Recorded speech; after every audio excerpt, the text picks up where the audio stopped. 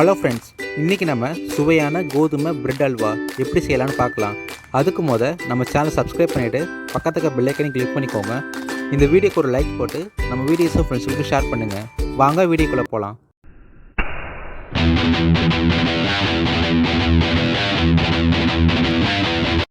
பாத்திரம் சூடானதும் 1/2 லிட்டர் பால் சேர்த்துக்கோங்க. அந்த பால் நல்லா குறைஞ்சி வர வரைக்கும் கிளறி விட்டுட்டே இருங்க. அடி பிடிக்க விட்டுறாதீங்க. பால் நல்லா கொதித்து இந்த மாதிரி நல்லா திக்கான ஸ்டேஜுக்கு வந்த அப்புறம் எடுத்து தனியாக வச்சுக்கோங்க.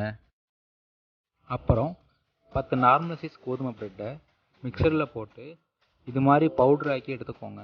அப்புறம் ஒரு பேனில் நெய் சூடானதும் முந்திரி பருப்பும் உலர்ந்த திராட்சையும் சேர்த்துக்கோங்க. உலர்ந்த திராட்சை நல்லா பலூன் மாதிரி வர வரைக்கும் நல்லா கிளறி விட்டுட்டே இருங்க. இந்த ஸ்டேஜுக்கு வந்த அப்புறம் இதெல்லாம் எடுத்து தனியாக மாற்றிக்கோங்க. அப்புறம் அதே பேனில் நம்ம அரைச்சி வச்சுருக்க கோதுமை பிரெட்டை சேர்த்துட்டு அடி பிடிக்க விடாமல் நல்லா ரோஸ்ட் பண்ணி எடுத்துக்கோங்க.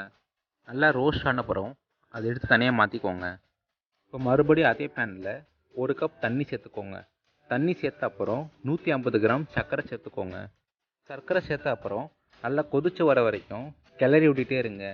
இந்த ஸ்டேஜுக்கு நல்லா கொதிச்சு வந்த அப்புறம் நம்ம ரோஸ்ட் பண்ணி வச்சுருக்கிற கோதுமை பிரெட்டை சேர்த்துக்கோங்க.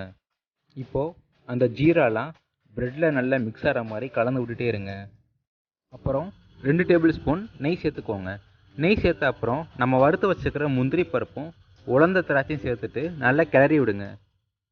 நல்லா 1 நிமிஷத்துக்கு கிளறி விட்டுக்கோங்க. நல்லா கிளறி விட்ட அப்புறம் இந்த ஸ்டேஜில் நம்ம ஸ்டார்டிங்கில் செஞ்சு வச்சுருந்த பால் எடுத்து சேர்த்துக்கோங்க. பால் சேர்த்த அப்புறம் அந்த பால் ஹல்வாவில் நல்லா மிக்ஸ் ஆகிற மாதிரி ஒரு 3 நிமிஷத்துக்கு கலந்து விட்டுட்டே இருங்க. நல்லா கலந்து விட்ட அப்புறம் ஹல்வாலாம் பேனில் ஒட்டாமல் தனியாக வரும். இந்த ஸ்டேஜில் நம்ம ஸ்டவ்வை ஆஃப் பண்ணிக்கலாம்.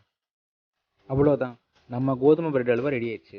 இந்த வீடியோ பிடிச்சிருந்தா நம்ம சேனலை சப்ஸ்கிரைப் பண்ணிவிட்டு பக்கத்துக்கு பெல் ஐக்கனை கிளிக் பண்ணிக்கோங்க. நம்ம வீடியோஸை ஃப்ரெண்ட்ஸுக்கு ஷேர் பண்ணுங்கள்.